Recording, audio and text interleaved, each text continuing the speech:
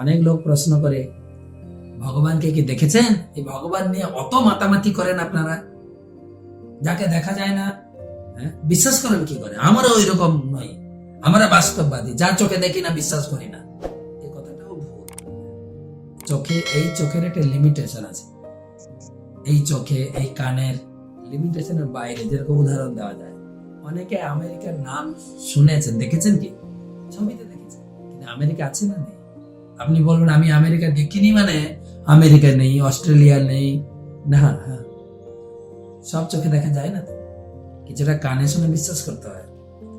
আপনি আপনার বাবাকে দেখেছেন, বাবার বাবা দাদুকে হয়তো দেখেছেন, কিন্তু দাদুর দাদুকে তো দেখেন নাই। এই দাদু যদি বলে আমার দাদু খুব ভালো ছিলেন, তিনি উন্নত ব্যক্তিত্ব ছিলেন, আপনি বলবেন ও দাদু, আমি তো তোমার দাদুকে দেখি নাই, আমি কেন বিশ্বাস করব যে তোমার দাদু ছিল? আমারও বিজ্ঞানে পড়েছি, যা চোখে দেখবো না বিশ্বাস করি না। তাই আমি যেহেতু চোখে তোমার দাদুকে দেখি নাই, তোমার দাদু ছিল না।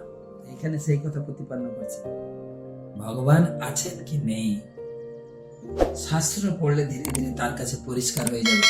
যেরকম আয়নার সামনে দাঁড়ালে আমার মুখ দেখি, একদম শাস্ত্রের প্রতিটা পৃষ্ঠায় ভগবান রয়েছে, চোখ পরিষ্কার হলে দেখা যায়।